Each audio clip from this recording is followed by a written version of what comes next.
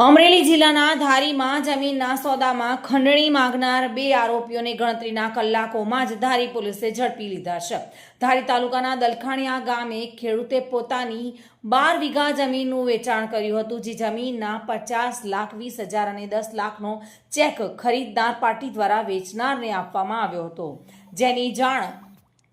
બંને આરોપીઓને થતા ફરિયાદીની વાડીએ જઈને ધાક ધમકી આપી ડરાવી ધમકાવીને 10 લાખનો ચેક મધ્ય સરકારી દલખાણીયાના શાખામાં વટાવીને 5 લાખ રૂપિયા બંને આરોપીઓએ પોતાના ખાતામાં લઈ લીધા હતા અને ફરિયાદી દ્વારા આરોપીઓ વિરુદ્ધ ધારી પોલીસ ખાતે ફરિયાદ કરાતા ધારી પીઆઈ જાડેજાના માર્ગદર્શન હેઠળ ડી સ્ટાફ દ્વારા બંને આરોપીઓને ગણતરીના કલાકોમાં ઝડપી લેવામાં આવ્યા છે. આ બનાવની વધુ તપાસ ધારી પોલીસ દ્વારા તપાસ થઈ રહી છે.